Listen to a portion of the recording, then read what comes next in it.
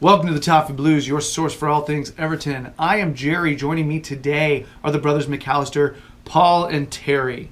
All right, guys. So we just got done with a segment which bright spots, bleak spots.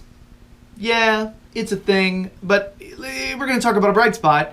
Dominic Calvert-Lewin, for a long time, has actually been doing all the work of a striker, but not actually.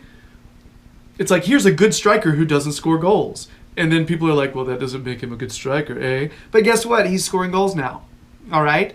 I mean, the guy has, I think, 10 league goals now. So he's in double digits.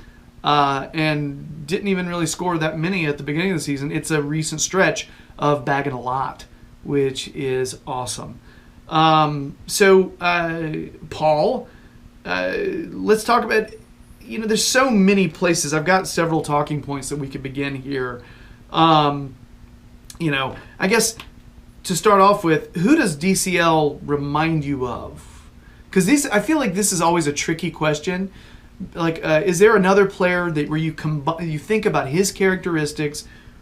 What it may a player from the past? I'm not talking about a recent one where you're kind of like, DCL reminds me of this player, or is he just very new in the way he does things?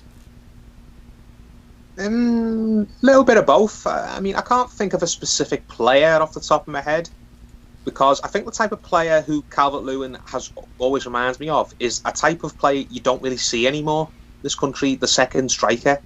So I think the striker who would create the goals for the other guy, the Emil Heskey to Michael Owen, the Chris Sutton to Alan Shearer, that type of player. They're two really big examples where, and to some extent, I know it's a different formation, but Firmino over at Liverpool, like that centre forward who isn't top of the scoring charts, he's never going to be a Golden Boot winner, but he makes the team so much better when he's in it.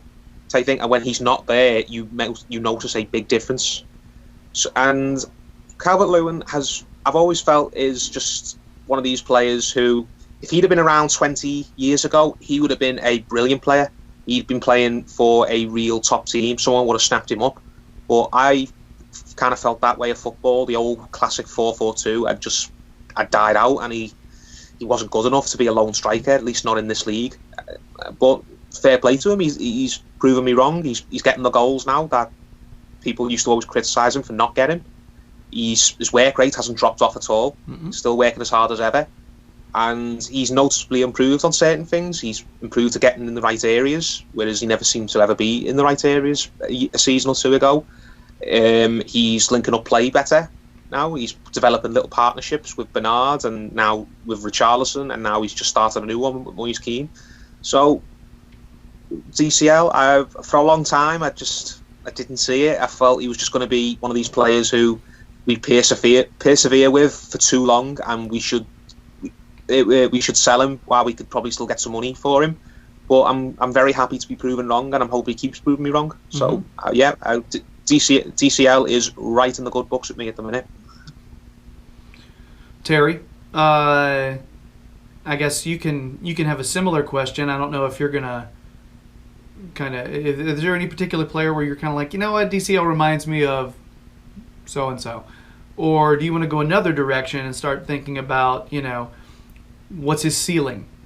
Because I know Paul said that he didn't think that Calvert-Lewin would be the kind of player to lead the league in scoring, and he does seem to be thriving in a two-striker system. Is his ceiling, the kind of player, like, do you feel like he could really catch fire one season and end up getting 20 to 30, or is he more of a 10 to 15 kind of guy and really collaborating with others well? Who knows about the ceiling at that? That's always a really, tricky one tough, to predict. Right? Because I've made some disastrous calls as well in my time about players being... Literally every single person has, Terry. If anybody says, I was right about everyone, that's bullshit, I'm glad I wasn't ever recorded talking about Jack Rodwell in the past, because I thought he was going to be a superstar. Not quite. The thing about Calvert-Lewin is, he's incrementally improved each season. Like every time he comes back from pre-season, I always think that he's got better from the previous season. Not by massive leaps, but he's always improving. He's always getting a little bit better. And this season, he's had the biggest jump yet. But that's not to say, oh, now he's suddenly the complete finished player. There's still a lot to his game that he can improve on. But you're starting to see now that his positions are better, his finishing's certainly improved. But let's not go mad. Like he's hit a bit of a purple patch of form, and the change of formation has allowed him to play more of his natural game. But let's not do that thing that football fans do and then start making big, bold predictions about him. He is a good player, and there's one thing that can never ever been said about him. Paul said it then. You could never say that he didn't improve the team when he was in it. He may not have always scored, but other players performed better with him in it because he was an outlet. He's good in the air. He's fast. He's a willing worker, and now he's adding goals to his game. So he's put it this way. He's definitely at least banished those those shouts from people about how he's not a Premier League striker. He's not a top striker. He may be. Hopefully he will be. But he's certainly a Premier League striker. There's no more people saying he needs to go to the Championship or go out on loan. No, he's certainly got a place in this team. And at the minute, he's the top striker. He's got he's one of the first names on the team sheet every week. And it could just be that he's a late bloomer. Like there's other players who've been like that. I've seen one comparison, not in terms of quality, but in terms of career sort of pathway and sort of progression is Harry Kane. Harry Kane, at Dominic Calvert-Lewin's age, I think he was on loan at Leicester on their bench, or he certainly wasn't the player he is now. So maybe Calvert-Lewin will continue to improve and might have a sort of breakout season in a couple of years where he turns it around, but where he turns into a top player. But who knows? At the minute, I'm just happy with him being a in-form Everton player, because you never know. Some play he could go on to be world class, but this could be his peak, and then he goes back down level. Who knows? It's just one of those things. I'm happy, and the comparisons. Style wise, Paul hit the nail on the head for me. He reminds me of Emile Heskey. He's the perfect second striker. He works well with another striker, and Richarlison so far seems to be that guy. Hopefully Keane can be as well after his first goal, but him and Richarlison seem to have a real understanding, and hopefully that continues to grow and we can build around it. Yeah. It's interesting, when he first came and he first started playing, I didn't realize he was as tall as he is. I didn't realize he had his aerial ability was that good. And the more and more he plays, at first I thought he's a speed guy. He's fast. Well, he's even faster than I thought he was. He is stronger. I feel like he's hit the weights, but not to a point where he's lost his quickness and mobility.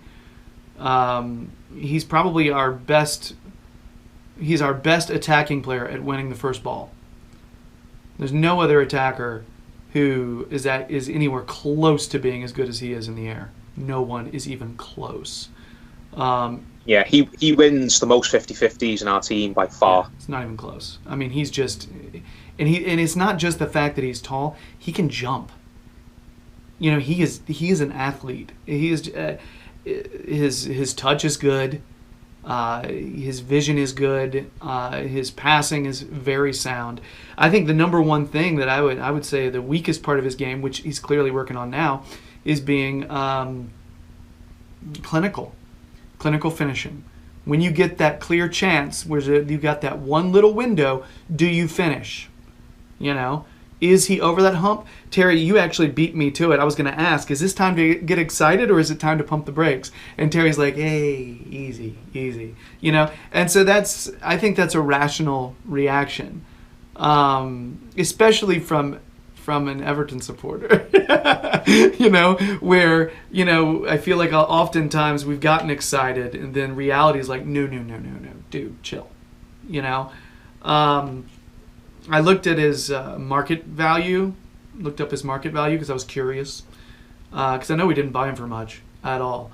and I realize transfer market is not gospel. It usually is not gospel at all. But it said that his value right now is about $25.08 million, so that makes it like 19.09 million pounds. Value has increased, but if he continues on this track and he actually proves himself as a Premier League scorer, that value is going to go up even more at the end of the season. I'm really curious to see what his numbers look like at the end of the season. I also want to see what his assists look like. I want to see if he's feeding other people, because I feel like he will be. He's just really good with combinations. His combination play is solid. So yeah, it's an interesting player, and I feel like I do like the way some of this young core is starting to come forth. Having a core of young players right now, I feel like the only two where you're pointing to them and say, "Yep, you got to throw Richarlison in there too." I was gonna say DCL and Holgate, but you know what? Richarlison's young. Moise Kean is young. There's some good young players. But Paul, do we think DCL's going to get his senior call up soon? I think Holgate will give him a try. There's going to be an international break with friendlies before the summer. I think Southgate should call him up and give him a little look. But will he go to the Euros in the summer? I don't think so. Unless he absolutely takes off and he smashes through the 20-goal mark. I just think Southgate's going to... Harry Kane, if he's fit, is going to be on the plane. You know that. Jamie Vardy... I heard Vardy doesn't really do a whole lot more of the international games. Is that true? He's retired. He's retired from international duty, but there's a bit of a debate going on in the media right now. Is if Southgate should call him up and try and convince him to change his mind, sort of thing. I think Kane, if he's fit, will go to the Euros. If he's not fit, I would probably bank on Vardy coming out of retirement to be the main man. I think Vardy, if he was promised to be the starter, would go to the Euros if has to. So one of those two will definitely go. And Tammy Abraham down at Chelsea, he's having a really good first season as well. I think he's got even more goals than DCL. Danny Ings is having a bit of a renaissance, isn't he? He was very much I know he's a prick, but he's but he was kind of like a forgotten man, wasn't he? But I think he's like second or third top striker in this. I mean, to be fair to him, he's scoring. He just always scores against us. He always seems like he is. So I don't know. Yeah. So I think DCL definitely merits a cap with his form. There's a lot of players who get caps that I can't fathom why they get them. So DCL, I think DCL, if he carries on, will get a call up and will play in some friendlies, and hopefully if he plays really well on those friendlies or he has a really good final few months of the season, then he's definitely got a chance. But I wouldn't put money on it myself, and I don't think it's the worst thing in the world if he doesn't. I know he'll be disappointed to miss out, but if he doesn't go, then he gets the summer off and he gets a full pre-season under his belt, and he can be even better for Everton next season, hopefully. Yeah, it's weird. Like I know there's a decent amount of my English Evertonian brothers who don't really pay as much attention to their national team as much, and they're kind of like meh. but I get kind of, I don't know, I geek out a little bit when I see an Everton player playing for a national team. I'm like, that it's like global, that's awesome. I think that's so cool. just not for England. I do too. Just not for England. Okay, gotcha. I've got a good little fact though. Like maybe we'll go on to it in a minute. A guy who I worked with at the start of the season put £5 on Mason Holgate to be part of the England European squad, and his odds in the summer were 500 to 1, and they've now gone down to 11 to 1. So he could be quids in if that comes off. Big. Jesus. Wow. Yeah, he would be. That's awesome. That's one of the things I haven't. Well, in that case, I do hope Holgate gets called up. Good luck to him. That's awesome. So Terry, different question for you. Right now we see DCL with beginning a partnership with Richarlison, beginning a partnership with Moise Kean. Do you like the idea of him continuing to kind of rotate that particular situation, or do you feel like the way forward is Richarlison going back to the wing and Moise Kean getting more time up at striker? I guess it's kind of this isn't a DCL based question, but it sort of is based on his collaboration with a striking partner. I'm not, because I haven't decided how I feel about all that yet.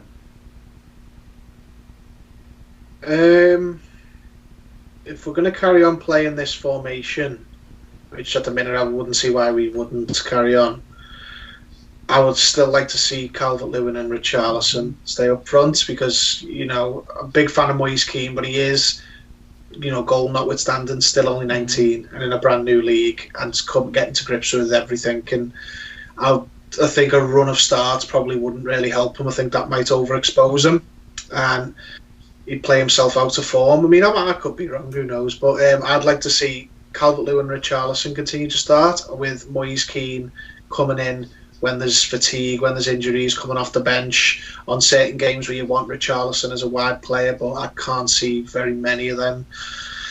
I think Richarlison is a striker. I went to the season and I didn't think so. I was more in line that I thought he was going to be a right winger. I think we have a segment with El Pavate and we spoke about that. He said that he thinks he's a striker. Well, I've come more in line with that thinking now.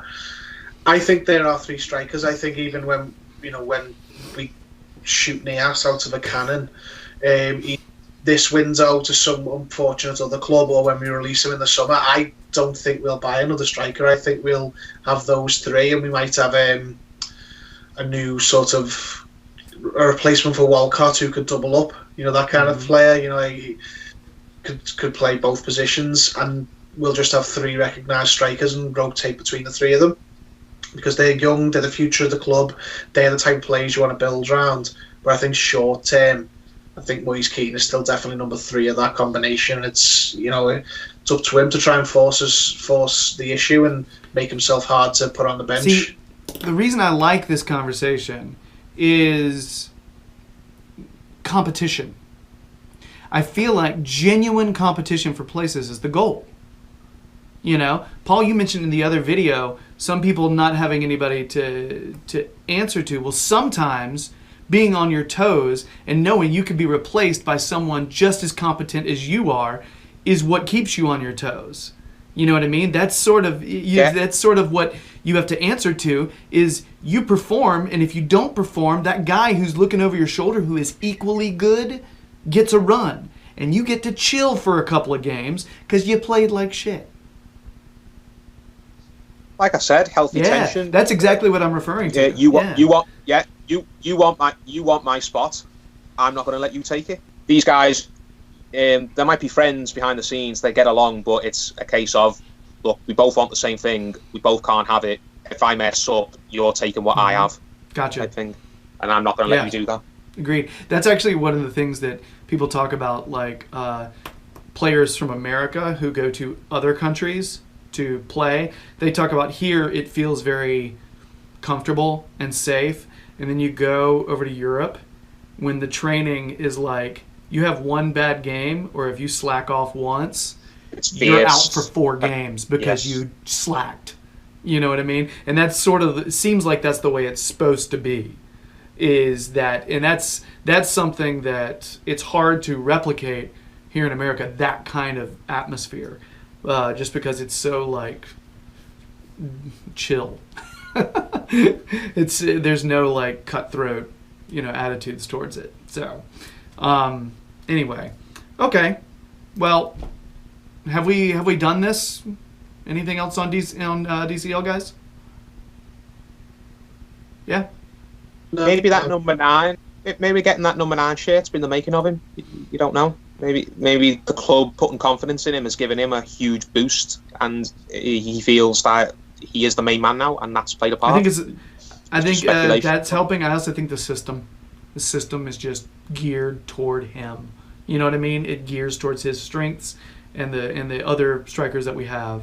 It just, I don't know, feels right for him and for, so we'll see. Okay, gentlemen. that has been our Dominic Calvert-Lewin segment, and that is our final video segment. So if you want to pop on over to the podcast, if you're a video watcher, yeah, we're going to have a quiz between these two guys, a starting 11 quiz. Brothers, it's the big showdown, okay? Paul versus Terry in the McAllister cage match. Let's do this, okay? But until then, if you've been digging the videos, please subscribe to the Toffee Blues YouTube channel. We really appreciate it. If you want more Terry, check the Liverpool Echo fan Gerry. He'll tell you when and where he's going to be there. If you want more Paul, he's on the Toffee Blues website doing all kinds of analysis. Analysis. That's a thing I just made up. It's knowledge mixed with analysis. Hey! What the hell is wrong with me? All right, so anyway, check Toffee Blues website for that hotness. And just look at their Twitters, guys. They'll tell you... that sounded dirty. But they'll tell you when and where they're going to be. All right? So, yeah. That's all I got. Much love to everybody. Deep breath. Deep breath. All right. Bye. That was a badass throw.